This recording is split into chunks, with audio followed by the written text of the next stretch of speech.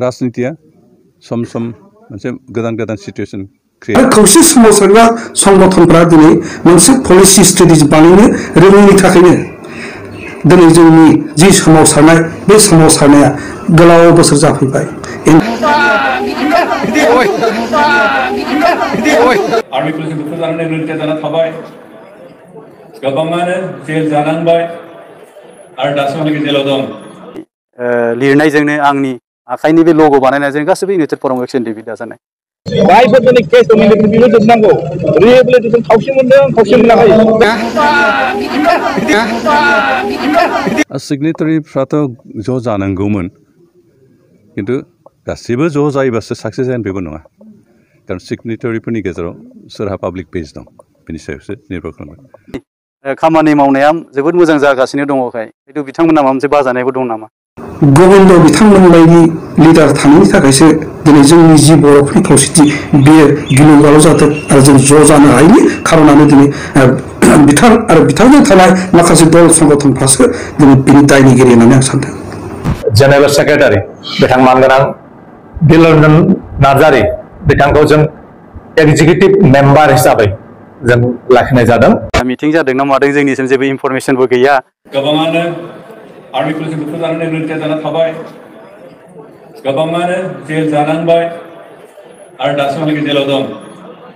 सिगनेटारिफ्राथ' ज' जानांगौमोन, किन्तु गासिबो ज' जायोबासो साक्सेस जागोन बेबो नङा। कारण सिगनेटारिफोरनि गेजेराव सोरहा पाब्लिक पेज दं बेनि सायावसो निर्भर खालामो। থানাৰ চৌহদত থকা এই কণমানিটোলৈ চাওক, কোনো অপৰাধৰ বাবে থানাত থকা নাই কণমানিটো। মাকক বন্দী কৰি থোৱাৰ বাবে এনেদৰে থানাত দিন ৰাতি পাৰ কৰিছে কণমানিটোৱে। এওঁ ঋষিমা নাৰ্জাৰী। बर'फ्रा एसेबां दुखु खस्थ' खालामनानै जिउ बावनानै मोननाय जे बिटिसिनि जिथु सासन, बे सासननि खेमाया मालायनि आखायाव थांसिगोन। बेनिखायनो खावलायदों जे बर'नि गेजेराव बे गावस्रानो नागिरनाय गोहोफोरखौ जाहाथे जों परसय जों आश्रय होआ, जों जाहाथे जायगा होआ। जों जाथि हिसाबै थांना थानांगोन आरो खौसेथियासो जोंखौ थांना थानो हागोन।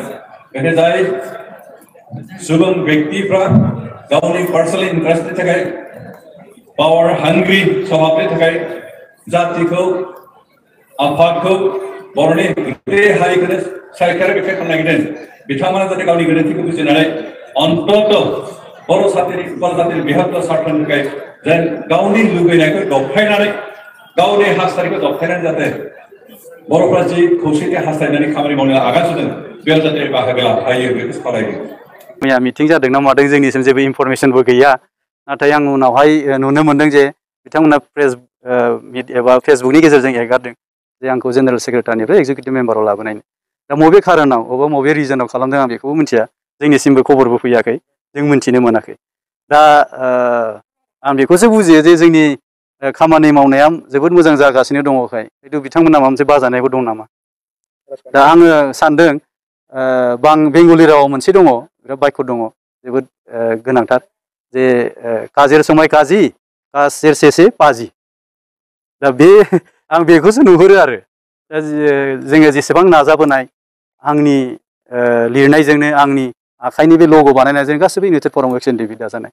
जोङो थांनाय 10 जानुवारि 2023 मायथाइयावहाय जोंहा बिटिआरनि चिफ सार, डिपुटि चिफ सार, रोहोनगोरा नार्जारि सार आरो आबसुनि प्रतिनिधि जोंहा मानगोनां आफादगिरि दिपेन बर' बिथां आरो आसामनिफ्राय चिफ सेक्रेटारिनिफ्राय लानानै प्रिन्सिपाल सेक्रेटारि गासैबो जयैनो ट्रिपार्टाइट टक जादोंमोन। दा बेवहाय दिल्लीयावहाय जोङो थांनानै 10 तारिख खालि बेवहाय आं फुट आप खालामदों जे जोंनि भुटान जेलाव थानाय, नेपाल जेलाव थानाय, गुबुन गुबुन स्टेटआव जे केस जानानै थानाय बेफोरखौ गासैखौबो बख'नांगौ होननानै आङो इउनाइटेड फरामनि जेनेरेल सेक्रेटारि जानानै आङो डिमान्ड खालामदों। बेवहाय बिथांमोना बुंबावदोंमोन जे बेखौ जोङो गुबुन हादोरनिखौ लाबोनो हाया होननानै। बेवहाय जोंहा मानगोनां बुंनांगोन दिनै मानगोनां एमपि रोहोनगोरा नार्जारि साराबो बुंदों जे बै समावहायबो जुदि गुबुन गुबुन काश्मीरनिफ्राय लाबोलायनानै जुदि एगारनो हादोंबा जोंनि एनडिएफबिनि जोहोलावफोरखौबो गुबुन गुबुन जिल्लायाव थानाय बा गुबुन गुबुन हादोराव थानायफोरखौ लाबोनानै उदां खालामनांगौ होननानै बिथाङाबो दाबि खालामदों।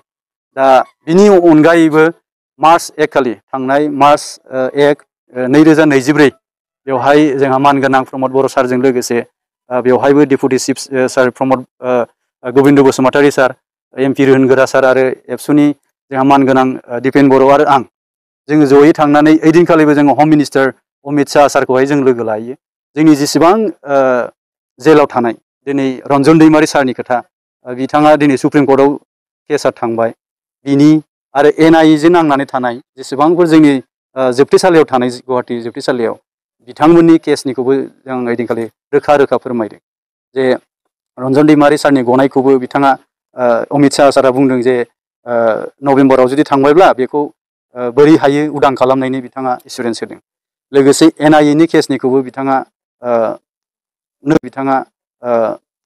नोजोर बोनानै हगारनायनि माबाखौनो बिथाङा रायलायदों NIA नि जेसेबां डाइरेक्टर दङ गाव रायलायनानै बे खामानिखौ मावलांगोन होननानै बुंदों दा दिनै जोंहा नेपालनि जोबथेसालियावबो सासे दङ केशव पुयेल होननाय बिथाङा बाथाबारिनि बिथांनिखौबो दिनै बख'नायनि राहा लामायाव लादों थांनाय 4 दाननि सिगां जोंनि BTR सरकारनिफ्राय मानसि सानै दैथायहरनानै अलरेडि बेखौ प्रसेस खालामहैबाय बिथाङाबो थाबैनो उदां अखाराङाव नुजाफैगोन होननानै जोङो आसा खालामो दिनैनि दिनाव बिथांमोना बबे रिजनखौ लानानै बबे माबाखौ लानानै जे बिदि खामानि मावदों आं बेखौ मिथिया हयथ' बिथांमोना गावसोरसो मिथिगोन मा रिजन लानानै होदों एसेनोसै NDP जे फरामा जाहाथे बेबायदि आथिखालाव जे मावबाय थानांगौ जे खामानिखौ नोंथांमोना मावगासिनो दंमोन बे समावबो जे नोंथांखौ बेबायदि बिबाननिफ्राय बोख्लायनानै माबा मोनसे राजखान्थियारि षड़यन्त्र दं होनना नोंथाङा सानो नामा?